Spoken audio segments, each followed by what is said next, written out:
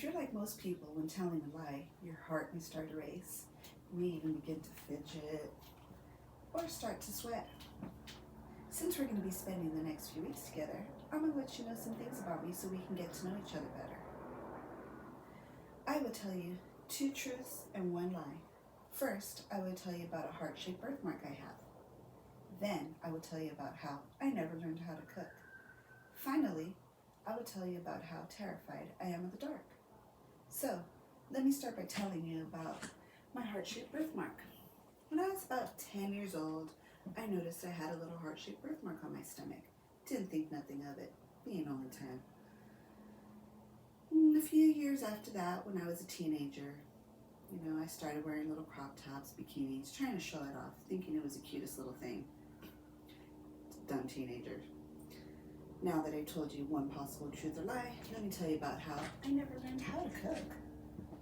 I was raised by a single father, and he was a hardworking man, so it was a lot of frozen dinners growing up. And if he ever did cook a homemade meal, it was a huge batch of beef stew that we would freeze and save for later. At 16, I moved out because I had met my now husband, and he's the one that cooked for our family this whole time. Now that you've heard 2 possible truths or lies, let me tell you about my fear of the dark.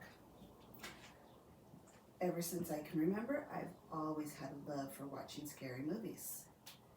But that love has unfortunately led to being terrified of the dark. Now, mind you, I can go to sleep in a dark room, as long as someone's in here with me.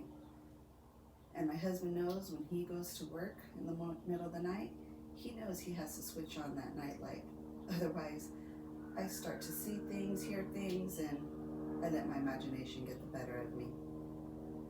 Today, I told you 2 truths and 1 lie. First, I told you about my heart-shaped birthmark.